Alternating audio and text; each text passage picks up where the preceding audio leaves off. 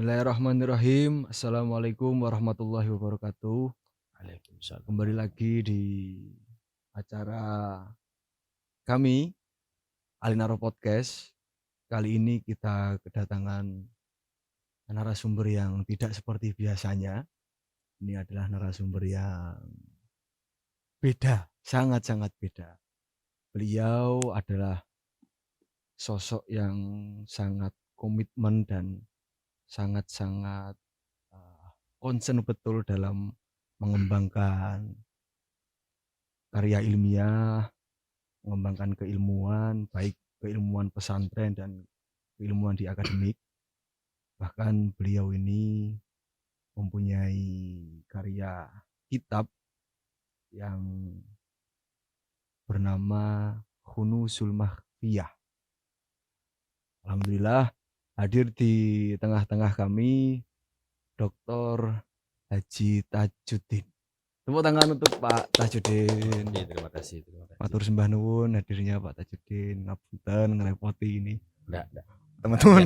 Teman-teman Alinaro Podcast. Sebelumnya mungkin ini Pak Tajuddin. Dari karya sebelum masuk ke pembahasan materi hadis ini, kitab Hunusul Makhfiyah ini kitab yang membahas tentang apa yang Pak Tajuddin Pak Tajuddin tulis ini. Secara garis besarnya ini kitab mengenai ilmu apa begitu Pak Tajuddin? Gini Mas, jadi Hunus Makhfiyah, saya kasih nama itu lebih pada rasa utang budi saya. Rasa utang budi saya ketika saya ngerjakan disertasi yang konsentrasinya itu tentang kajian kajian hadis, kajian tasawuf ya. Jadi ceritanya itu saya bermain di dalam dua ilmu ini. Jadi kalau saya flashback ke belakang itu, saya backgroundnya tafsir hadis dulu, belum IAT ya, ilmu apran tafsir, tapi masih tafsir hadis. Saya ambil konsentrasi hadis. Hadis dan hadis yang sangat hadis itu sendirilah, ilmu hadis yang sahih, dhaif gitu. Pokoknya nak sahih gak bisa diamalke ya. Seperti itulah.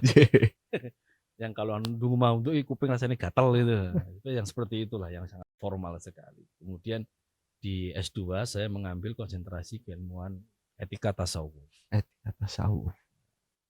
Tapi konsentrasinya etika tasawuf yang saya kaji lebih pada konsep etika yang berkembang dalam kajian hadis juga.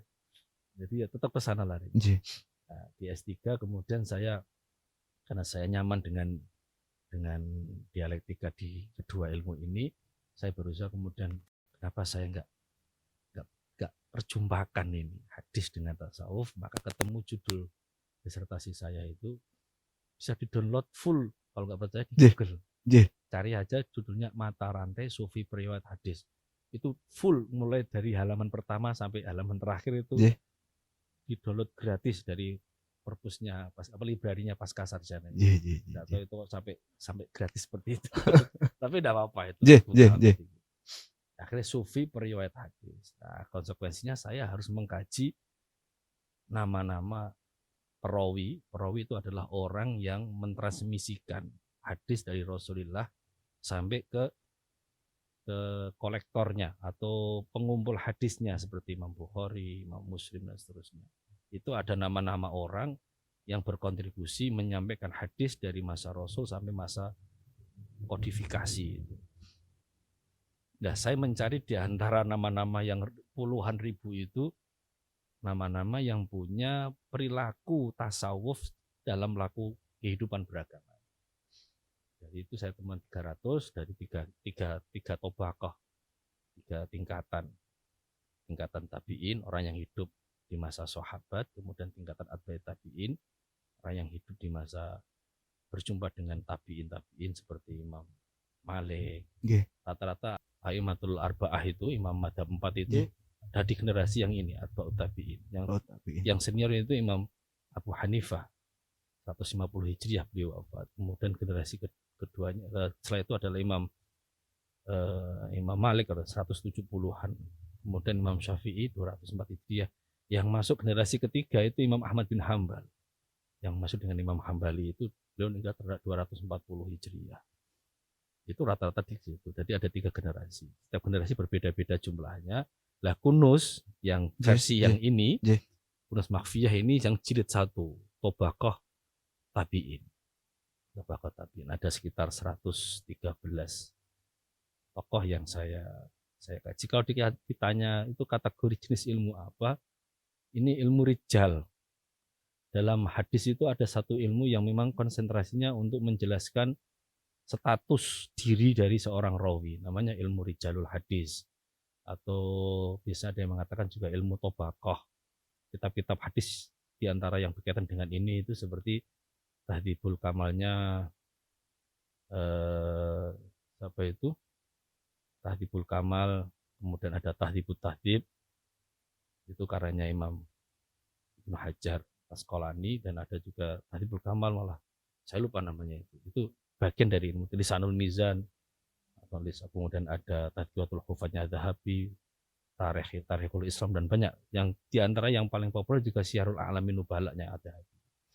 Jadi kalau ditanya itu kategori apa? Kitab manakib gitu. Kitab manakib dari tabi'in. Dari tabi'in yang meriwayatkan hadis, ya, tapi dari perspektif tasawuf. Ya, dari laku-laku tasawufnya. Itu bisa di-download. Berarti nanti kemungkinan ada jilid-jilid berikutnya ya Pak Tajudin? Atba'ut tabi'innya. Kalau sesuai dengan yang saya kumpulkan dalam disertasi itu 3. Jadi tingkat tabi'in ini yang sudah itu, kemudian tinggal ini. Proses ini yang atba'it tabi'in. Nanti Imam Syafi'i, Imam Abu Hanifah, Imam Malik, kemudian Ahmad bin Hanbal masuk di situ semua. Yang nanti ini. Ya, yang ini yang versi 2. Tapi tidak tahu kapan. Tadi saya belum minta, sudah dikasih Pak Tajudin. Ya, wah, anugerah yang sangat besar ini. Baca saja. kalau minta bukunya tidak ada. Sudah habis buku saya. Matur nuwun Pak Tajudin. Jadi itu intinya karya kitab dari Pak Tajudin ini adalah membahas mengenai rijal hadis, concern dari laku-laku tabi'in yang meriwayatkan hadis dari perspektif tasawufnya. Nanti di-download karena itu sangat bermanfaat pastinya. Lalu ini masuk ke pembahasan kita, ngapunten Pak Tajudin, mengenai hadis. Hadis sekarang ini ada tetangga golongan yang sukanya kembali ke hadis ini Pak Tajudin. Oh iya. Kembali ke hadis nih. Ya tetangga sih Pak Tajudin. Ini dari dasar dulu Pak Tajudin, sejarah hadis itu bagaimana? Mungkin hadis itu hanya sesempit yang kita awam ketahui, hanya sebatas mungkin perkataannya Kanjeng Nabi, atau ada hal lain yang itu juga bisa disebut hadis, lalu berkembangnya merujuk ke pembukuan hadis mulai dibukukan nih Pak Tajudin. Itu kalau diceritake ya sak semester dhewe. Wah. Iya, cabangnya itu 24 banyak, SKS ini. Terima 24 SKS. Satu malam 24. Nah, kalau di fakultas menjadi satu prodi dhewe bagi hadis. Ini kalau sederhananya saja ini diambil dari kata hadis. Hadis itu kan cerita. Jadi rekaman dari sesuatu. Itu hadis. Biasanya disamakan dengan istilah khobar, disamakan dengan istilah athar. Meskipun nanti dalam bidang keilmuannya ada klasifikasi. Biasanya hadis itu diidentikan dengan apa yang disabdakan, apa yang dilakukan, dan apa yang diekrorkan oleh Rasul. Apa yang disandarkan kepada Rasul, ma'udhifa ilan Nabi. Jadi deskripsi definisinya banyak. Ma'udhifa ilan Nabi, ada apa istilahnya itu, apa usnida ilan Nabi, apa yang disandarkan kepada Nabi. Itu biasanya identik dengan nama hadis. Meskipun dari makna kata hadis itu ya omongan. Tapi kalau Anda cari kamus sekarang, kata hadis itu artinya adalah kontemporer, malah hal yang baru. Jadi Itu makna dasar utamanya. Nanti ada kata sunnah dan seterusnya. Meskipun sunnah itu identik dengan hadis, tapi sunnah itu bukan dalam artian hadis itu sendiri. Jadi saya diajar oleh dosen-dosen saya, guru-guru saya itu ada sunnah dalam satu hadis. Ada juga ragam sunnah dalam satu hadis. Sunnah dalam hadis, ragam sunnah dalam hadis. Iya, karena hadis itu kan cerita, Nggih. omongan. Nah, omongannya sahabat itu terkadang di situ ada berapa sunnahnya Rasul. Contoh yang populer kalau kalian lihat di Arba'in Nawawi itu ada 3 sunnah dalam satu hadis. Mangkana yu'minu billahi wal yaumil akhir falyakul khairan aw liyasmut falyukrim dhaifahu. Kemudian ada lagi falyukrim dhaifahu falayu'dzi jarahu. Ada satu redaksi. Ada 3 kesunahan. Ada 3 kesunahan, ada Iya. 3 keteladanan dari Rasul. Tapi dalam satu Hadis. Jadi kalau malah hadisnya Ibnu Umar tentang rukun iman rukun Islam ada berapa itu? Ada mal Islam, mal iman, mal ihsan. Ada juga tanda-tanda kiamat. Ada juga bicara soal qada qadar itu seperti dan seterusnya. Jadi sunnah itu lebih apa istilahnya? Ya hadis itu rekaman terhadap sunnah-sunnah itulah kalau istilahnya. Baik secara ucapan, perbuatan dan Iya. juga kalau ikror ini lebih ke bagaimana ya Pak Tajudin? Iqrar takrir itu lebih pada contoh penyikapan Rasul terhadap apa yang dilakukan oleh para sahabat. Contohnya Penyikapan. mungkin Pak Tajudin, contohnya. Contoh banyak, contoh yang diantaranya itu tentang itu yang sempat ramai kalau dalam dunia Basul Masail itu dob itu. Dob itu kalau sejenis biawak, akhirnya orang kesimpulan bahwa oh biawak itu dob. Ternyata kan berbeda. Ada yang mengatakan dob itu dari sisi bentuk fisiknya memang seperti biawak, tapi dia bukan pemakan segalanya, bahkan pemakan sayur-sayuran. Apa sih dalam herbivora ya? Herbivora. Kalau biawak di sini kan ya makan sembarang. Menyawa itu. Ada kemudian maka ada beberapa dari hasil bahasa nanti itu urusannya orang bahasa bahasa itu ada tetap mengharamkan biawak karena tidak bisa dikiaskan dengan dob. Nah, satu saat itu di suku tertentu, di kabilah tertentu di Arab itu ketika Rasul datang itu mengkonsumsi itu. Tapi Rasul tidak melarang, tapi Rasul nggak makan gitu aja. Satu di antaranya. Pernah juga ada tentang sholat jamak qashar asar atau apa itu yang Rasul mengatakan jika kau sampai di sini kamu sholatlah asar. Itu ada yang menafsirkan duhurnya dijamak sampai asar. Ada yang mengatakan duhur ya asar ya. Jadi Rasul membiarkan itu. Dan banyak kasus seperti itu. Namanya takrir. Jadi diamnya Rasul itu kemudian dianggap menjadi bagian dari konsekuensi hukum. Diam dalam artian tidak ada pelarangan, tidak ada perintah, itu namanya takrir. Dan masuk hadis ini tadi masuk Pak hadis. Ya? Maka paling sederhana kalau mendefinisikan hadis itu gini aja Mas. Segala hal yang disandarkan oleh Rasul.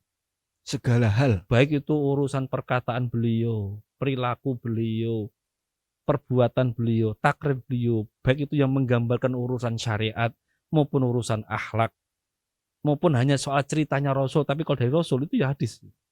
Maka sesuatu yang disandarkan kepada Rasul. Semuanya. Bahkan apakah itu ngomong soal fisiknya Rasul itu tubuhnya tegap, kemudian Rasul itu punya tanda kenabian di bagian punggung belakang, atau bicara soal perilaku Rasul itu kalau tidak pernah mukul orang, itu juga dianggap hadis. Meskipun tidak ada konsekuensi hukumnya kan. Cerita soal Rasul itu hidungnya bangir masalah. Apa hukumnya kan nggak ada, tapi itu adalah dari Rasul, disandar kepada Rasul, maka sudah kata hadis. Itu definitif hadis dari Pak Tajudin. Lalu kalau sejarah pembukuannya hadis ini bagaimana Pak Tajudin?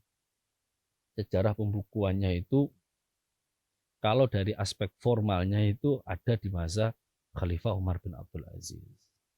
Dalam catatan tadwinnya itu di situ. Jadi ada fase yang masyhur dalam sejarah perjalanan hadis itu fase formalnya ya. Atau istilahnya versi pemerintah lah istilahnya. Itu zaman Umar bin Abdul Aziz. Sebelumnya apa tidak ada pembukuan hadis? Ada. Para sahabat Dan para tabiin juga banyak mengkompilasi hadis. Contohnya ada satu tabiin namanya Ma'mar bin Rashid. Itu punya koleksi sendiri. Dari apa? Ya dari mereka belajar. Karena gini, salah satu standar dalam periwayatan hadis itu ada namanya kuwatul dhabt, kuatnya akurasi. Iya. Nah, Ibnu Hajar mengatakan, atau Imam Suyuti ya, saya agak lupa itu, mengatakan dhabt itu, akurasinya itu harus dalam dua hal. Akurasi dalam hafalan dan akurasi dalam tulisan. Itu hebatnya orang-orang dulu itu. Dia harus apal raiso nulis lagi. Kalau nggak percaya coba sekarang. Kalau nggak percaya sekarang nyoba. Orang semuanya hafal Fatihah. Hafal enggak? Bismillahirrahmanirrahim sampai awal dulu. Suruh nulis Fatihah. Suruh nulis, belum tentu akurat. Nah, orang-orang dulu itu akuratnya dua itu sebenarnya. Akurat hafalan, akurat tulisan. Nah, ada tapi sifatnya masih personal-personal. Az-Zuhri dikatakan juga punya koleksi hadis. Bahkan Az-Zuhri itu dikatakan sebagai orang yang pertama kali pelopor tradisi sanad itu. Ini dari sini, dari sini. Jadi di masa itu Az-Zuhri itu hidup di masa Khalifah Umar bin Abdul Aziz. Nah, Umar bin Abdul Aziz melihat bahwa hadis perlu dibukukan. Faktornya banyak. Ada alasan soal sudah banyaknya tersebar beberapa hadis yang ternyata itu hanya dinisbatkan saja. Dalam artian ditempelkan atas nama Rasul, tapi bukan Rasul. Perlu ada istilahnya klasifikasi, standarisasi. Kemudian Khalifah Umar bin Abdul Aziz meminta kepada gubernur Madinah saat itu namanya Ibnu Hazm, namanya Muhammad bin Hazm, untuk meminta ulama-ulama Madinah mengkompilasi hadis. Satu diantaranya adalah Imam Az-Zuhri. Nah, Imam Az-Zuhri pada satu riwayat gini, Imam Az-Zuhri itu dulu punya catatan ketika beliau rihlah mencari hadis itu. Sebelum ada instruksi dari khalifah itu, catatannya hilang atau terbakar itu. Kemudian beliau merecollecting lagi, hafal, tulis lagi. Karena tadi kuatnya Dzabtul Sodri sama Dzabtul Kitabah ini. Orang dulu seperti itu. Nah, kalau Anda lihat bagaimana akurasinya Sahih Bukhari, akurasinya Sahih Muslim. Kita aja terkadang hadisnya wis salah palsu nih sih. Salah palsu nih sih, wah repot. Belum suruh nulis lagi, Pak. Belum suruh nulis. Apal palsu, salah saat tulisannya. Wah, kacau. Jadi sih nggak ada ahli hadis banyak sih. Faktor utamanya pembukuan hadis berarti karena mulai bermunculan hadis palsu itu. Satu diantaranya nih. Dan memang sudah banyak ulama-ulama yang generasi tabiin senior itu dan sahabat-sahabat sudah banyak yang wafat juga. Dan kodifikasinya. Imam Muwatta Malik itu kan juga bagian dari proses itu. Proses kodifikasi. Tapi ngapunten, kalau pada waktu masa sahabat ini belum ada proses yang bukan untuk pribadi, Pak Tajudin, untuk proses pengumpulan hadis untuk memang kepentingan Islam itu sudah mulai belum, Pak Tajudin? Belum. Tapi ada satu riwayat saya pernah baca itu, Sayyidina Umar juga sempat kepikiran untuk itu. Untuk membukukan hadis. Ya, untuk membukukan beberapa sabda Rasul yang kerekam itu. Karena hal itu terjadi juga di masa sahabat tentang peristiwa kejadian yang mungkin ini belum pernah diketahui Rasul menyatakan sesuatu tentang hukum ini.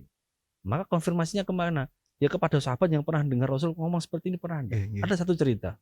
Abu Bakar As-Siddiq itu jadi khalifah. Ada satu kasus pembagian hak waris yang saat itu ada nenek-nenek yang masih hidup yang kemudian kalau dikalkulasi dalam hukum waris dia harus dapat di keluarga itu. Sayyidina Abu Bakar bertanya, ini di Quran tidak ada ini. Di ayat yang bicara soal waris, pembagian waris untuk nenek-nenek itu berapa? Untuk kakek nenek itu berapa? Nah, kemudian ada satu sahabat yang namanya Al-Mughirah.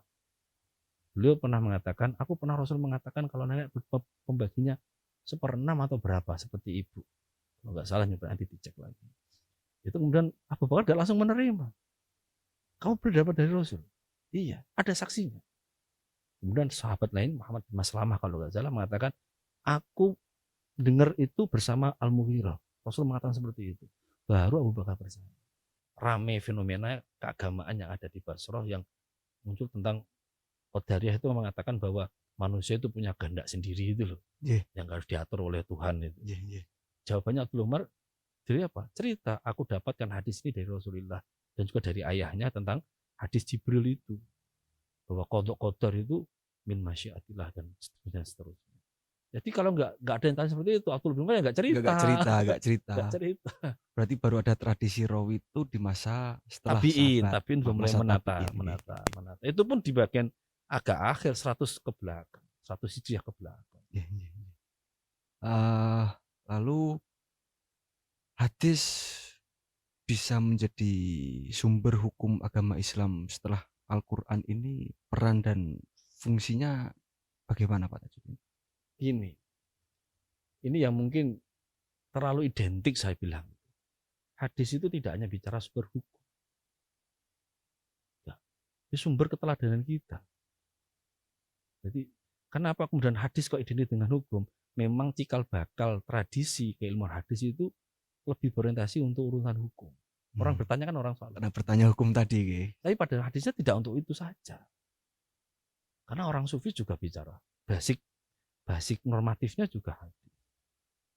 Ilmu qiraat juga basic normatifnya juga hadis. Riwayat maksud saya. Kan nggak mungkin ini riwayat qiraat dari mana? Siapa aja. Qiraat juga riwayat, itu juga hadis. Rasul ngomong seperti, Rasul bicara seperti ini dan seperti ini. Jadi kalau dikatakan bukan sumber hukum, tidak ada sumber hukum, sumber kehidupan kita beragama. Sumber kehidupan. Iya. Kalau hukum tuh haram, halal, oleh gak oleh. Hidup tidak hanya bicara soal oleh gak oleh, Mas.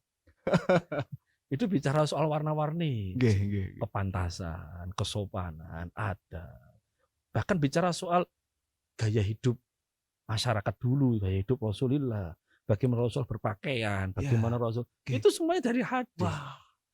Maka tadi saya bilang, hadis itu paling enak diterjemahkan adalah segala hal yang disandarkan kepada Rasul. Dan dalam artian yang sahih, yang bisa divalidasi kebenarannya. Itu enak baca, oh hadis Rasul itu kalau istirahat seperti ini. Oh Rasul itu kalau suka, ternyata Rasul itu suka minyak rambut. Jadi kalau ada umat Rasul kok gondrong atau gak ngurmati rambutnya, itu mati sopo. Nah akhirnya kan keteladannya di mana itu loh. Contohnya gampangannya gitu lah. Contoh gampang itu. Jadi Rasul itu kalau dari personifikasi figur beliaunya itu orang yang primpen, orang yang jaga apa ya? Jaga apa istilahnya itu? Ya gaya perilaku luar dalam. Ya luar dalam. Ora kemproh ngono ya. Ono wong kemproh iki mate sapa jane. Itu berangkat dari hadis. Karena rujukannya ke sana. Dan Rasul juga pesan itu kan, aku tinggalkan kepada kalian 2 pusaka yang jika kau pegang pusaka ini, kau tidak akan pernah tersesat itu.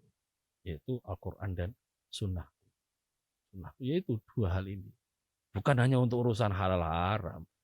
Bicara soal kodok halal haram, nggak hanya soal itu.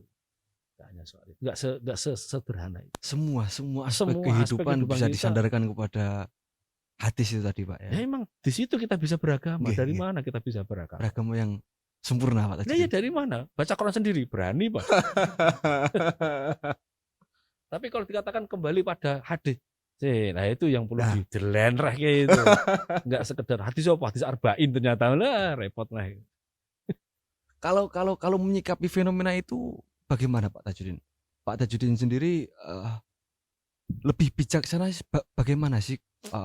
Sedikit-sedikit kita harus hadis yang orientasinya tidak seluas dari yang sudah digambarkan Pak Tajudin tadi, bukan hanya sekedar halal haram, bukan hanya sekedar hukum-hukum seperti itu, dan mereka memaknai hadis sudah sesempit yang mereka sempitkan itu Pak. Tetangga kita ini nggak tahu ya, ini agak saya kurang ajar apa enggak ya. Gini, itu ajakan itu bagus, kembali pada Quran dan hadis bagus, tapi seakan-akan ada narasi yang dibaliknya. Apa? Gini, kalau istilahnya ada pepatah mengatakan kalimatu hakin urida bil batil. Kalimatnya indah, kayak orang sales sih loh. Iya, tapi tujuannya apa emang untuk itu? Tujuannya apa emang untuk itu? Atau hanya untuk doktrinasi? Itu kan kepentingan yang tersembunyi. Nah, masalahnya kan itu gini Mas, saya itu ngamati sejak 2010-an atau kapan ya, fenomena orang muda sekarang itu minat untuk belajar agamanya tinggi. minimal minat untuk mengetahui ajaran agama lah. Jadi tren sekarang Pak Tinggi, Tajudin. tinggi. Tren. Belajar Iya. agama itu tren Pak Tajudin. Iya. Ya podcast ini kan ya bagian dari itu. Oh, bukan. Tapi satu hal yang mereka nggak sadari Oke. bahwa apa? Bahwa belajar agama nggak seperti itu, nggak seinstan itu, nggak sespontan itu. Semangatnya ada, tapi semangatnya harus dibarengi dengan kesadaran bahwa beragama itu harus cerdas. Orang mau rame-rame gawe tok itu. Nah, di antara istilah kembali pada Quran dan hadis itu kan bagian dari promosi. Tadi saya bilangnya itu Suksesi. paham sales kan, ya Yeah. itu. Tapi kalau kemudian punya niat yang saya katakan jadi batil, ya akhirnya ya kontraproduktif. Yang terjadi kemudian bukan keramahan yang kita dapat, ya kan? Bukan kesantunan dalam beragama yang kita dapat. Ya tadi seakan-akan hadis cuma itu dok. Coba kembali pada Quran dan hadis. Mau hadis mek kulo bidatin dolalah dok. Hanya untuk boleh dan tidak boleh Pak Lah Tajudin. iya. Kembali hadis yang seperti apa? Kalau dilihat dari keilmuannya, lah mendem mas. Hadis kok deh. Kembali kepada hadis. Hadis yang seperti Hadis apa? yang seperti apa? Hadisnya kitab yang mana kalau pakai rujukan kitab ya? Yeah. Itu Bukhari Muslim. Apa hadis cuma di Bukhari Muslim? Bukhari Muslim itu kalau dihitung kalkulasi tampungan, anggap aja kalau nggak salah Bukhari itu sekitar berapa ya? 7 apa 7.000 apa 50, nggak sampai 10.000 Bukhari dan Muslim. Kalau digabungkan pun nggak sampai 20.000. Apa mesti kemudian yang lainnya nggak di situ kemudian dikatakan nggak sahih? Nggak sahih. Itu baru Bukhari Muslim. Baru Bukhari. Nanti kalau masuk ke dalam dunia akademik jika bicara soal kitab-kitab ini, Wah itu. oh, ya mau orang SKS ini. Anggap aja gini, apa kemudian yang sahih hanya di situ? Ya enggak. Okay. Jenis kitab hadis itu banyak, apalagi dan itu muncul di masa-masa abad 23, 200 dan 300 tahun setelah Rasul meninggal. Bukan di masa sekarang. Itu sudah variasi kitab hadisnya banyak.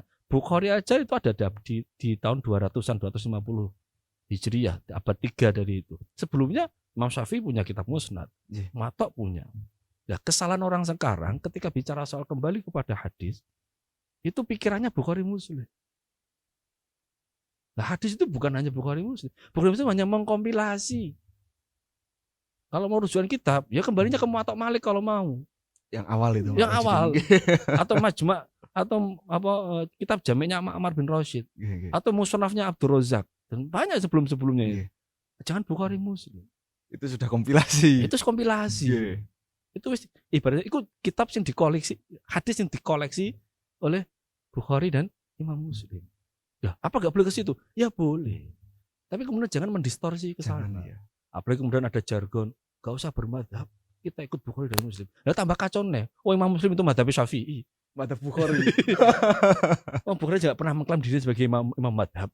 Jadi ini gimana Pak Tajudin? Seyogyanya, sebijaksananya kita untuk menyikapi narasi kembali ke hadis itu bagaimana Pak Tajudin? Ya kemudian ini kembali ke hadis itu semangatnya aja, jangan hanya berhenti di semangat. Oh kembali ke hadis, belajar ilmu hadis.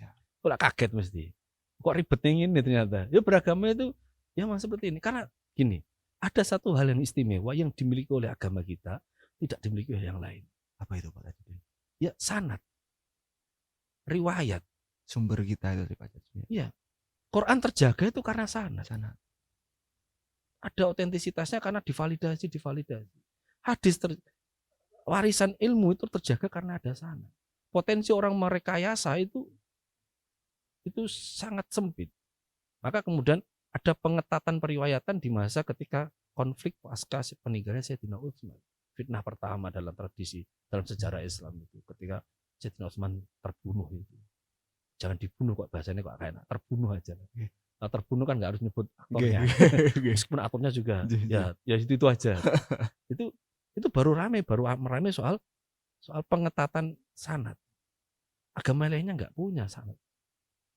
Kalau punya sanad, Injil seharusnya nggak terekam 200 yang lalu. Itu kan karya pikiran murid-muridnya Yesus. Kita nggak bisa mengatakan bahwa hadis itu karya pikirannya Bukhari, nggak berani Bukhari.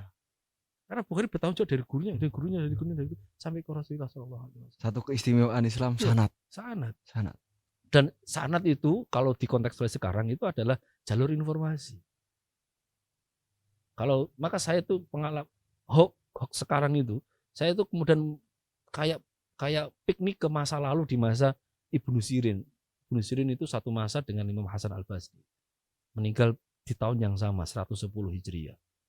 Itu beliau sudah mengatakan dari dulu, inna hadhil ahadisa atau inna hadzal ilma dinun. Ilmu dari riwayat itu, ilmu sanad itu adalah agama itu sendiri. Apa? Akan berdampak terhadap laku dan tuturmu dalam beragama. Informasi tentang pengetahuan itu pasti akan berdampak terhadap sikap dan perilaku. Maka fangduru amman ta'khudhu dinakum. Maka lihatlah, cermatilah dari siapa kamu mengambil agama-agamamu itu. Kamu ambil dari mana riwayat-riwayat itu? Kamu ambil di mana ajaran-ajaran seperti itu? Maka kemudian guru nyambung ke Rasulullah itu penting untuk menjaga apa? Otentisitas amaliyah ilmu ini. Informasinya tadi. Iya, karena informasi bisa salah, bisa benar. Nah, maka kemudian jangan kemudian diyakini otentisitasnya seperti apa, kesahihannya seperti apa. Fenomena sekarang enggak dianggap bahwa yang tersebar di media sosial itu ilmu, kata siapa? Itu informasi, itu pengetahuan. Itu salah, bukan itu informasi. Kalau pengetahuan itu sudah verifikasi. Ya, ada sanadnya. Ada sanadnya, ono runtutan nih, ada risetnya, ada prosesnya. Ya seperti santri-santri lah ya Pak ya, gurunya jelas. Iya, gurunya jelas. Jadi jangan dianggap kemudian anggar ono media sosial, ning WA, ning Facebook apapun itu atau di media-media yang lainnya. Wah, ini ilmu. Ilmu dari mana sih? Delok sih. Enak menengger. Hadis aja masih potensi salah dan benar kok. Apalagi yang kemudian nggak jelas ini siapa penulisnya. Yang palsu aja ada Pak ya. Kadang di komentar temen nih, dapat dari mana itu? Oh maaf, dari sebelah gitu. Nggak tanggung jawab lagi gitu. Ada hadis, ada ilmu hadis. Singkatnya perbedaan ini apa Pak Tajudin? Hadis itu kan materi. Objek materi ilmu. Objek materi yang dikaji dengan ilmu hadis. Kenapa ada ilmu hadis? Karena tadi tradisi Arab itu tradisi lisan. Tradisi jari guru kalau orang bilang. Tradisi sanad. Jadi itu tradisi warisan, tradisi sanad, tradisi silsilah, tradisi syajaratul ansab, silsilah keluarga. Itu kan menjadi tradisi bagi mereka. Nah, setelah terjadi fitnah itu, dalam Ibnu Sirin juga mengatakan, dulu sebelum ada fitnah itu maksudnya adalah masa konflik internal umat Islam, terutama setelah wafatnya Sayyidina Utsman. Kemudian tambah lagi parah ketika terjadi tahkim, konflik antara Sayyidina Ali dengan Sayyidina Muawiyah bin Abi Sufyan itu tambah parah. Orang banyak yang memanipulasi informasi yang dinisbatkan kepada Rasul. Maka perlu kemudian verifikasi tadi itu munculnya. Indonesia mengatakan sebelum terjadi fitnah orang nggak butuh tanya kamu dapat dari mana. Tapi setelah fitnah orang kemudian memverifikasi ini dapat siapa. Itu baru muncul tradisi ilmu itu. Tapi ilmu hadis sebagai ilmu kodifikasi ilmu lengkap itu generasi setelah Imam Bukhari. Setelah Imam Bukhari. Imam Bukhari belum punya standar ini hadis sahih ini enggak ada. Apa yang belum mengatakan bahwa apa yang aku sampaikan sudah aku teliti. Tapi ana istilah hadis sahih, hadis dhaif, hadis dalam istilah ilmu mustalahul hadis itu belum ada Mas. Setelah Bukhari ini. Meskipun Imam Tirmidzi dalam kitabnya sering mengatakan hadza hadisun hasan, tapi itu istilah yang beliau ada sendiri. Bukan istilah dalam ilmu hadis secara umum. Karena nanti istilah hasan, istilah sahihnya Imam At-Tirmidzi itu agak berbeda dengan standar ilmu hadis yang itu. Kalau hanya belajar hadis tanpa belajar ilmu hadis ini memaknai hadis bisa mendapatkan kesimpulan yang utuh enggak Pak Tajudin? Kalau sekedar ingin memaknai matanya saja, tidak masalah. Dalam artian ya ambil dalam kitab-kitab rujukan yang memang sahih.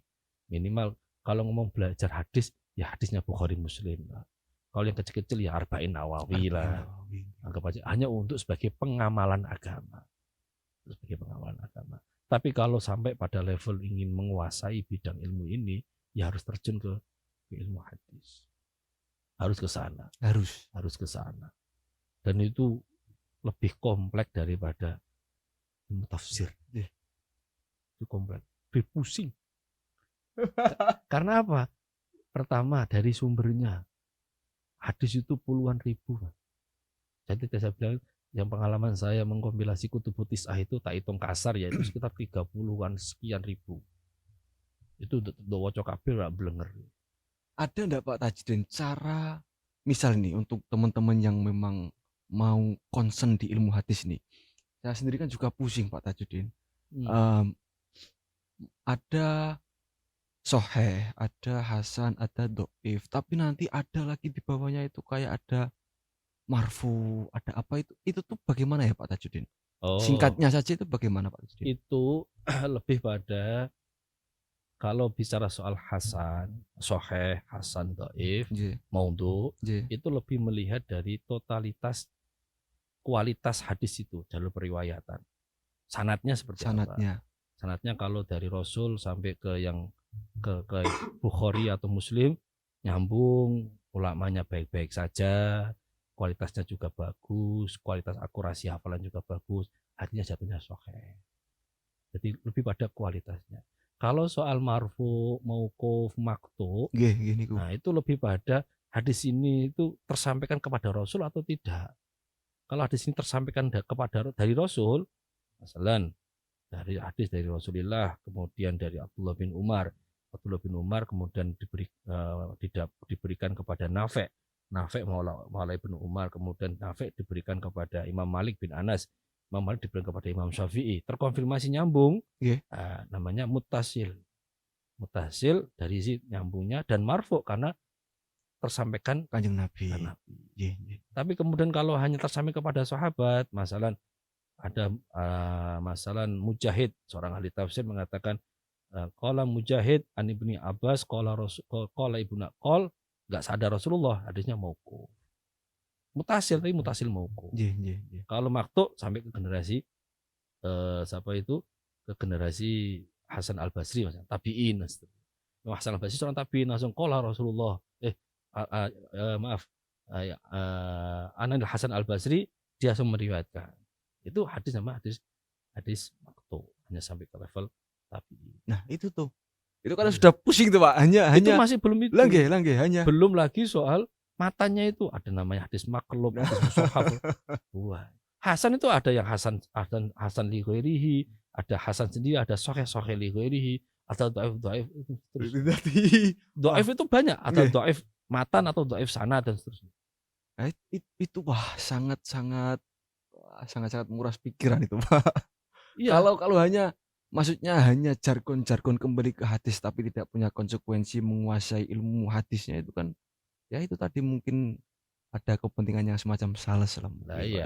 Ya minimal kalau memang ke sana kembali kepada hadis, ya ambil hadis yang otoritatif saja. Nggih, nggih, Bukhari, Muslim, ya wis dikit ngaji ngono. nggih, nggih. Anggapnya kembali ke situ. Itu pun ya sekedar itu pun harus butuh guru. Harus butuh guru, tidak sekedar baca sendiri. Baca sendiri enggak sesederhana itu. Ini tadi Pak Tajudin mengatakan kalau mau belajar hadis yang asli ya sana kembali ke Muwatta sana karena kitab yang pertama itu Pak Tajudin. Andaikan kalau ke sana Nggih. ya. Eh kalau tidak salah itu saya pernah baca di Waidul Asasiyah mungkin Pak Tajudin kalau tidak salah bahwa asoh kutub ba'dal Quran Muwatta. Tetapi ketika ada Bukhari dan Muslim, Muwatta ini digeser dengan keberadaannya Bukhari dan Muslim. Padahal Bukhari dan Muslim ini adalah kitab yang munculnya setelah Muwatta. Itu ada hal tertentu enggak Pak Tajudin yang menyebabkan keasohan kitabnya ini tergeser? Enggak, ini bukan soal geser-menggeser. Ini soal popularitasnya. Popularitas. Ini enggak dijelaskan dua. Karena sudah ada yang riset ini. Oh nggih. Yang singkat Teman Pak saya, Tajudin nggih. Mas Akmaluddin itu dia meneliti. Ini itu soal cara pandang. Ini memang ada pernyataan, bahkan Imam Syafi'i ada yang mengatakan seperti itu, asal kita ba'dal Quran Muwatta. Karena memang belum ada Bukhari Muslim. Nggih. Belum ada Bukhari Muslim. Pernyataan Imam Nawawi, asal kita ba'dal Quran Sahih Bukhari.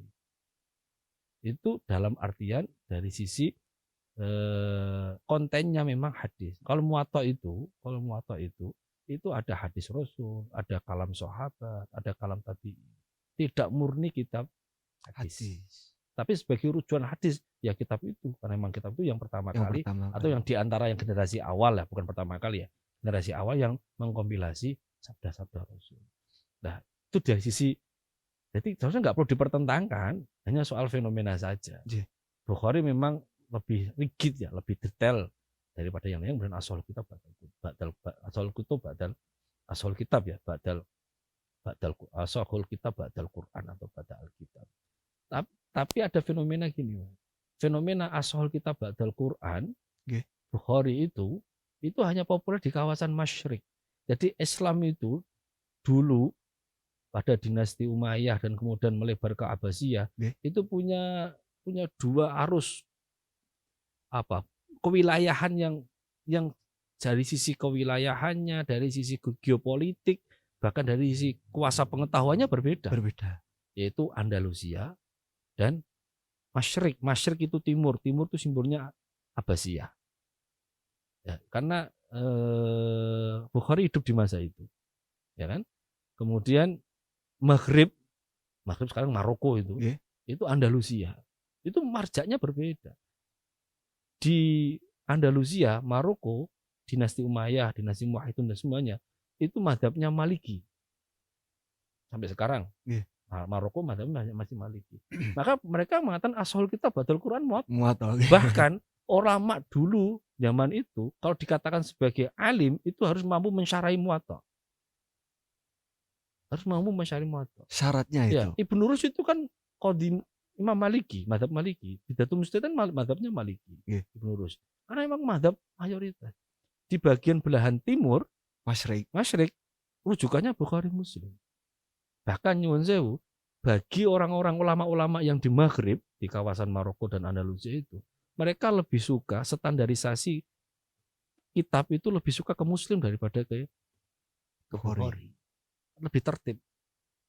Dan memang kalau mau jujur, kalau tanya orang-orang yang ahli hadis itu, struktur penulisannya Muslim itu lebih rapi daripada Imam Bukhari.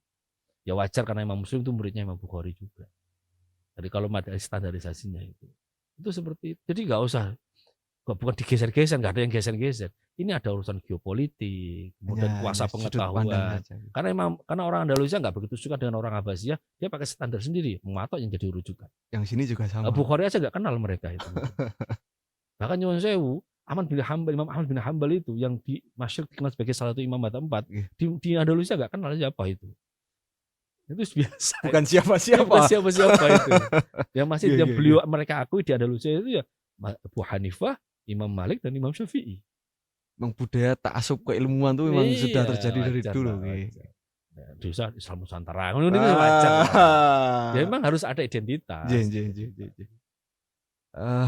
Sekarang melebar ke ngapunten iki ke hadis maudhu Pak Tajudin. Hadis maudhu ini dia itu bagaimana sih hadis maudhu? Keberadaannya itu dimaksudkan untuk apa? Mungkin dulu awal munculnya lalu sekarang tetap ada, itu difungsikan untuk apa? Ini fenomena itu muncul sudah dari awal. Terutama tadi sahabat di awal-awal masa fitnah itu ya. Masa fitnah itu kemudian banyak orang-orang yang punya kepentingan kelompok atau kepentingan golongan kemudian seakan-akan mengatakan dari Rasulullah. Ya, seakan-akan seperti itu. Kemudian para ulama-ulama yang concern terhadap tradisi periwayatan kemudian berusaha membendung itu dengan memvalidasi, memverifikasi. Maka tadi Ibnu Sirin mengatakan dulu sebelum ada fitnah itu orang ngomong hadis, ngomong dari sini biasa saja. Tapi butuh verifikasi nih Tapi setelah itu kita betul fitnah perlu hati-hati untuk menisbahkan. Karena ada satu riwayat hadis populer dan itu juga hadis mutawatir. Rasul pernah mengatakan man kadzaba alayya muta'ammidan fayatabau maq'adahu 'alan nar, al hadis al itu. Barang siapa yang berbohong atas nama diriku, mengatasnamakan diriku, maka siap-siaplah mereka untuk duduk di api neraka itu. Itu menjadi acuan bahwa harus ada proses verifikasi, informasi yang dinisbatkan kepada Rasul. Maka akhirnya muncul ada hadis palsu ya bukan hadis harusnya Pak. Iya bukan hadis. Tapi tetap dinamakan hadis maudhu. Hanya mengidentifikasi bahwa ini bukan dari Rasul saja. Itu satu hal. Lah, faktornya apa? Banyak. Terutama paling menurut faktor asobia, fanatisme politik untuk menghantam kubu yang sana dia Iya. pakai atas nama Rasul. Ya kan sini-sini juga sama lah. Kalau mau jualan kan gitu tuh. Sales aja gitu. Nah, Iya, kemudian iya, nanti iya. atas nama apa komunitas dia untuk memuji komunitasnya dia pakai atas nama Rasul. Jadi biasanya dalam tradisi awal ilmu hadis awal untuk menyeleksi itu biasanya yang diincar itu satu al-qasas. Al-qasas itu ahli kisah, ahli dongeng. Nggih. Itu yang suka ngarang-ngarang kemudian biar kuat karangannya dinisbahkan kepada Rasul atau Nabi. pada sahabat tertentu. Kemudian yang kedua adalah orang yang fanatik politik seperti itu tadi. Yang ketiga yang banyak kemudian disorot adalah orang-orang sufi. Orang sufi itu satu di antaranya. Kemudian banyak orang sufi karena untuk apa? Untuk tazkiyatun nafas. Banyak ada catatan bahwa seorang sufi kemudian memalsukan hadis tujuannya orang biar tertarik untuk apa? Mengamalkan. Beribadah, Nggih, nggih. untuk beribadah lebih baik. Maka ada indikasi kalau hadis-hadis kok sampai ada kelipatan-kelipatan Nggih, pahala nggih, sekian-sekian nggih, nggih. itu punya potensi itu apa? Palsu. Maudhu. Motifnya bagus, tapi kemudian karena penisbatan kepada Rasul itu yang kemudian tidak etis lah. Lalu hukumnya dari seperti itu yang walaupun punya tujuan untuk fadoliyah amal itu bagaimana Pak Tajudin? Kalau hadis palsu ya jangan ditoleransi. Jangan Apapun itu ditoleransi. menyakiti Rasul kan. Wah iya. Gini aja, prinsipnya gini, sesuatu yang baik itu tidak dinisbatkan kepada Rasul kok. Benar ya? Nggih. Harus sesuatu yang baik itu di mana-mana itu ya tetap baik. Maka Rasul pernah mengatakan al-hikmatu dzalatul mu'min. Fa inna ma wajadtum fakhudhu atau kama qala itu. Hikmah, pengetahuan, kebijaksanaan itu barang yang hilang bagi orang mukmin. Maka jika kamu temukan dimanapun, maka ambil itu. Intinya apa? Segala hal yang baik itu tidak harus dinisbatkan kepada Rasul. Kenapa harus dinisbatkan kepada Rasul? Cuma kalau mau bukan dari Rasul. Kalau dari Rasul ya harus dinisbatkan. Kalau enggak ya udah. Enggak usah kemudian jualan itu aja gitu loh. Itu aja. Jangan prinsipnya dikit-dikit ke sana. jualan. Ya, Kalau jualan beneran ya Pak ya. Iya, terbuka aja lah. Jangan jualan itulah. Kan biasanya kan gini. Kalau nggak ada kata nama Rasul nanti nggak kurang keren. Ya, Nggih. itu yang kemudian kita nggak suka. Ya biasanya kenapa kemudian orang ahli hadis itu tergantung terlihat strict ya. Strict itu ya karena seperti itu konsekuensinya. Wah, jujur aja orang sufi juga banyak yang kemudian menisbatkan itu nggak bagus loh. Wong satu yang baik tidak harus dinisbatkan kepada Rasul. Jangan ditolerir. Dan itu banyak dan terjadi di kita itu. Nggih. Contoh An-Nadzafatun minal Iman. Itu apa ora mau populer, apal kabeh kuwi. An-Nadzafatun minal Iman Tapi parah, itu Pak, nulisnya enggak tahu bener apa enggak tapi Pak. Yos, itu kan orang semuanya menganggap itu hadis. Nggih. Padahal enggak sama sekali. Lah, uniknya itu ini kasus An-Nadzafatun minal Iman aja. Nggih. Dan yang paling populer di kita itu. Kamu procot dari TK wis hafal lah. Sudah Pak. TK kecil sudah hafal. Anakku wis hafal lah. Sampai nyuwun sewu. Saya koreksi di rumah sendiri. Nggih. Nanti kalau besok kalau ketemu Bu Guru, hadisnya enggak ini, yang ini. Jadi tak kasih hadis yang sokeh dia. anak baru TKA itu. Itu menjadi salah satu yang apa ya kemudian ya perlahan-lahan lah tapi perlu dikoreksi. Biar kemudian tidak menjadi image bahwa itu dari Rasul. Meskipun dari si makna kan yang enggak ada salahnya. Nggih. Baik tuh itu. Nggih. Kebersihan dari iman. Padahal ada hadis sokehnya ada loh Mas. At-tahuru syatrul iman. At-tahuru syatrul iman. Kesucian itu bukan kebersihan tapi kesucian itu bagian dari iman.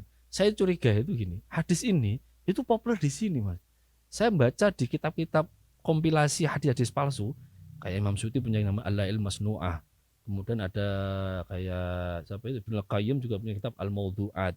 Kemudian ada yang populer sekarang Albani juga punya kitab itu kompilasi hadis-hadis palsu. Yang populer di masyarakat tapi itu bukan hadis. Itu enggak ketemu Mas An-Nadzafatun minal Iman. Enggak ada. Jangan-jangan itu hadis palsu versi Nusantara. Ya, sama seperti tadi Pak ya, versi Masyrik, versi Maghrib tadi. Kalau Hubul Watun minal Iman itu terekam dalam kitab-kitab itu ada. Tapi ada versinya ada Hubul Auton. Kalau dalam catatan pinggir dalam kitabnya Mbah Khalil kan bukan Hubul Waton tapi Hubul Auton. Hubul Auton minal Iman. Tapi An-Nadzafatun minal Iman itu katanya populer di sini di Nusantara. Jadi curiganya itu yang masukkan itu santri. Santri ngaji kitab Sahih Bukhari atau Sahih Muslim, pas bagian kuwi dungu terjemahane tok. Resikan kuwi, suci kuwi bagian dari iman. Arek santri anyaran lagi seneng bahasa Arab. Gak ngerti Arab ya, digolek ning kamus Yunus apa kamus Munjid apa kamus apa Kersian apa bahasa Arab? Anadova. Nah, tuh. Saking iman, minal iman. Jadi hadisnya anadova itu minal iman. Padahal hadisnya at-tahuru syatul iman. Curiga itu santri Nusantara. Aduh. Banyak yang kemudian populer itu hadis seperti itu. Jadi ya enggak boleh ditolerir, Pak ya. Enggak boleh tolerir. Tapi ada cara yang bagus. Bagaimana, Pak?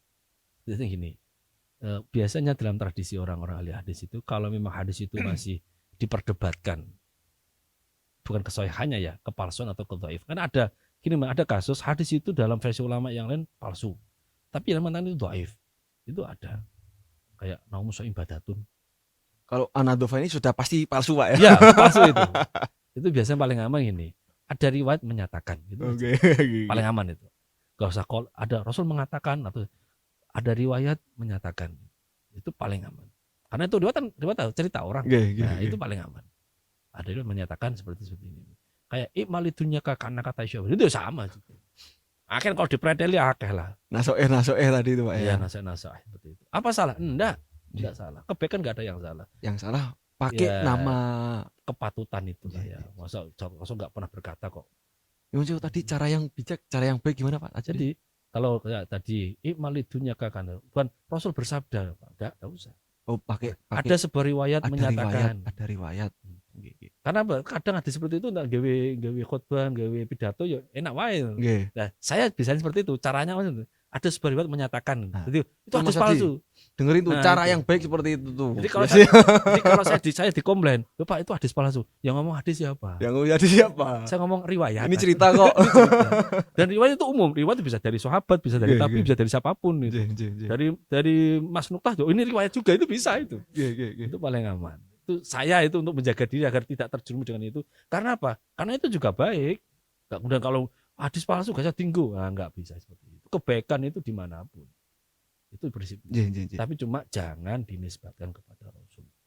Itu yang tidak ditoleransi. Ya. Kalau cinta itu kalau memang nggak dari sang pencintanya nggak ngomong seperti itu kan, kita yang aku mencintai kok. Cintanya mengada-ngada. Ngarang. Ini Pak Tajudin, kalau saya mengamati Pak Tajudin di YouTube kan banyak tuh Pak Tajudin. Mengamati aku dah. Gitu. Pak Tajudin ini kan lebih cenderung ke hadis tapi yang dikemas dengan tasawuf. Kenapa Pak Tajudin kok lebih punya kecenderungan di tasawuf, jadi sufi? Sufi itu sebenarnya bagaimana sih Pak Tajudin? Enggak, saya bukan menjadi sufi, enggak. Jadi saya punya guru Pak Dr. Abdul Muhayya itu. Ada dua istilah, ada sufi, ada mutasawwif.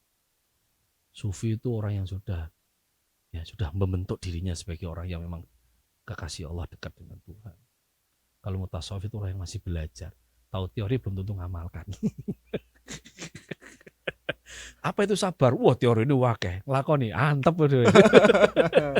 Itu jadi namanya kalau dalam bahasanya Pak Muhayya itu namanya mutasawwif. Orang yang paham betul tentang apa itu tasawuf, apa itu ajaran-ajaran sufi, tapi masih dalam merangkak untuk mengamalkannya. Bukannya kemudian mengamalkan langsung. Nah, kalau ditanya kenapa ke sana, ini bagian enggak tahu, ini saya ritme kehidupan saya. Begitu. Saya itu background saya itu kalau zaman sebelum masih ketika mondok ya, sebelum kuliah di sini itu dalam ruang lingkup fikih. Guru saya ahli fikih, fakih. Yes, ala lora. Kemudian masuk ke tafsir hadis, saya senang kajian hadis. Dengan orientasi yang masih sama, dengan interaksi dengan yang lainnya, kemudian masuk ke dunia tasawuf. Ya tak nikmati gini aja lah ritmenya itu. Tidak tunggu mulai jadi mutazilah boleh karo wis. Dinikmati aja sebetulnya. Dan sekarang saya sedang menikmati dua keilmuan ini untuk sebagai bagian dari cara saya beragama. Dan bagi saya itu setidaknya menenangkan bagi saya. Hadis itu bagian dari wujud saya berusaha mencintai Rasulullah. Itu satu prinsip. Cinta yang memang benar-benar saya mencintai dari sisi itu. Nah, kemudian dan saya menemukan laku cintanya itu dari lakunya para sufi. Para sufi itu prototip utamanya kalau ditanya siapa idolanya, ya Rasulullah. Jadi saya terkadang kemudian flashback kehidupan sufi itu, ini kehidupan Rasul. Dan kita kalau flashback kehidupan Rasul, gak ono sing padha ambek awake dhewe. Terus wah, iki terus ngaku mahabbatur Rasul itu gimana? Imam Sufyan Ats-Tsauri itu masuk dalam manaqib tapi yang tabiin, Iya. dua tapi belum tertulis. belum nggih. Terus nah soal terus nyumpul kabeh tapi harus ditulis. Mas. Saya gak ya nak bengi turu wae gak kan garap-garap itu mengatakan bahwa al mahabbah itu ittiba'ur rasul Ittiba'ur Rasul. wa dzikrud dawam wa dawamu dzikri wa dawamu dzikr. Mahabbah itu pertama adalah bagian dari mahabbah itu adalah meneladani Rasul, mengikuti Rasul. Mahabbah fiddin maksudnya ya. Mahabbah fiddin itu mengikuti Rasul. Sekarang kalau nggak mau ikuti siapa lagi? Wong ukuran Quran penerjemahnya itu Rasul. Karena khuluqul Quran. Quran jalan itu Rasul. Yeah. Maka kalau kembali pada Quran dan hadis, ya kembali ke Rasul. Nggih. Ya ke sana satu tunggal itu. Rasul itu adalah Al-Quran dan juga Al-Hadis. Di dalamnya rahmah. Jadi Al-Quran dan hadis itu rahmah. Kenapa? Yang membawa adalah rahmah itu sendiri. Maka saya masih ingat ada hadis Rasul. Rasul itu mengatakan bahwa Allah itu memiliki 100 rahmat. 100 rahmat. Allah itu memiliki 100 rahmat. Dan hanya satu yang diturunkan ke bumi. Dan dengan satu itu orang bisa saling mengasihi. Makhluk-makhluk yang lain bisa saling mengasihi dengan yang lainnya. Dan Allah menyisakan 99 nanti di akhirat. Saya tafsiri hadis itu dengan mengatakan bahwa satu yang turun itu siapa? Ya Rasulullah SAW. Dalilnya apa? Al-Anbiya 107. Wa ma arsalnaka illa rahmatan lil alamin. Rasul itu bukan pembawa rahmat, Mas. Rasul itu rahmat itu sendiri. Rahmat itu sendiri. Satu yang Allah mengatakan diturunkan ke bumi. Ya Allah, Ya, Rasul, ya, Rasul itu sendiri. Maka kembali Quran dan hadis, ya kembali ke Rasul. Nah, tapi ada syarat lagi satu. Mahabbah kembali kepada Rasul atau menurut Rasul, syaratnya satu diantaranya adalah dawamu dzikr. Selalu mengingat. Kita selawatan berapa kali sehari? Wayah mulut tok ramin. Mulut agak diundang apa Azhar apa Bibsa. Nggih. Tantangannya itu ngaku mahabbah gak tau eling. Coba sehari ini kita selawatan berapa kali? Niru enggak, ngiling enggak, Pak ya. Jadi itu hanya truth claim. Ya, cinta semu. Nggih. Ngomong-ngomong tok. Ya bagaimana bisa melihat? Saya nemukan itu di laku tasawuf. Orang sufi itu kalau ditanya siapa idolanya, ya Rasul. Rasul. Kehidupannya, cara sikapnya, itu Rasul semua. Dan kita jauh, Mas, masih jauh. Rahmat itu sendiri ya Rasul tadi. Ya rahmat itu sendiri ya Rasul. Nggih. Nah kalau orang kembali kepada Quran dan hadis, ya kembali kepada rahmat. Rahmat yang asli, ini rahmat. Rahmatnya yang ini. Orang malah apa pendelik. Tahu pendelik? Tahu Pak Tajudin. Ya. Ini yang terakhir Pak Tajudin, terakhir. Ya. Dari saya inget tapi kalau nulis tidak tahu benar apa salah juga. Syekh Izzuddin bin Abdul Aziz itu mengatakan terakhir Pak Tajudin. Mungkin ini juga untuk pesan buat pendengar-pendengar Alinor Podcast bahwa afdhalu awsafil insan al-irfan. Wa afdhalul irfan ma'rifatud dayan. Bahwa satu sifat yang menghantarkan manusia mulia adalah pengetahuan, dan pengetahuan yang sangat mulia yang paling dimuliakan adalah pengetahuan agama. Ini kan yang kita pelajari di sini di dunia akademik, di kampus, tapi kita juga santri juga sekarang ada sekolah. Itu mungkin pernyataan dari Pak Tajudin yang bisa mengutuhkan dari pandangan ini bagaimana Pak Tajudin? Pengetahuan yang bisa melahirkan khosyah. Pengetahuan yang bisa melahirkan khosyah. Khosyah itu rasa takut. Rasa takut itu kewaspadaan. Ada alarm dalam diri. Ini secara umum. Karena Allah mengatakan innama yakhsyallaha min ibadihil ulama. Sesungguhnya ya yang takut kepada Allah itu ya innama yakhsyallaha min ibadi, dari hamba-hambanya kepada Allah itu ya al ulama. Itu satu. Bahkan di situ kalau nggak salah di kitab Adabul Alim Muta'alimnya Mbah Hashim itu dijelaskan Imam Syafi'i memahami hadis ayat itu, andai kan tidak ada ulama maka nggak ada wali Allah. Maka al ulama huwa auliyahum auliyaullah. Walakin Allah laisa humul ulama. Ulama itu pasti walinya Allah. Auto, Pak. Auto wis. Auto wali. Jadi kalau mau jadi wali jadi orang alim. Ya. Terus paket itu. Paket. Tapi kalau walinya Allah belum tentu orang alim. Itu Imam Syafi'i yang bilang. Maka ilmu yang seperti apa yang bisa mengantarkan tadi kan bahwa semua ini itu yang afdhul ausofnya ya al-irfan, pengetahuan, dan pengetahuan yang paling utama pengetahuan tentang Allah. Ma'rifatud dayan itu pengetahuan tentang Allah. Ya dengan apa? Dengan nata khosyah. Dan Ibnu Mas'ud mengatakan al-ilmu laisa bikasir riwayah. Walakin al-ilmu man khosyah rabbah. Ilmu itu bukan banyaknya koleksi, banyak pengetahuan. Iya, Pak, ya? kamu hafal, kamu punya sertifikat berapa itu. Yeah. Tapi ilmu itu yang bisa melahirkan rasa takut kepada Allah. Itu kalau ilmu agama. Dalam konteks yang paling konkret, Mas, paling sederhana, bahwa ilmu itu yang paling utama adalah ilmu yang menghadirkan kewaspadaan diri dari efek ilmu itu sendiri.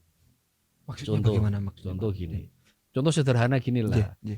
Di UIN Wali Songo itu punya fakultas namanya Fakultas Psikologi dan Kesehatan. Salah satu prodinya itu prodi gizi.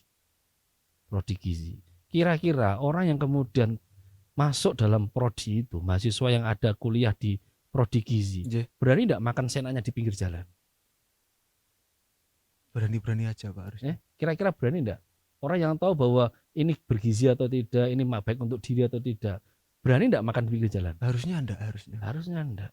Ketika dia nggak berani, itu sudah bisa mendeteksi bahwa buah ilmunya sudah ada dalam sudah alim ini, Pak, ya. Sudah alim dalam kapasitas itu. Ya sama ketika wong aku ahli hadis, tapi malah dolanan hadis mau untuk. Another Pak tadi, Pak. Saya sendiri, Mas. Bukan ini hanya cerita saja. Saya sendiri ketika menekuni ilmu hadis itu sampai punya setidaknya gini. Punya kayak alarm dalam diri saya. Kok ada mubalek, ada kiai. Bahkan dengan terjemahannya. Rasul pernah mengatakan seperti ini. Itu saya cari, Mas. Saya cari. Karena sudah ada. Ya, saya googling di kitab-kitab hadis atau saya cari. Ini teks hadisnya kayak apa. Padahal dia nggak ngomong Arab ya. Tak golek Arab ya, Mas. Saya masih punya pengalaman. Masih di S1 itu ada temen. Dia ikut presentasi kayak lomba isai gitu kan di Jakarta. Dia mengutip hadis diambil dari internet.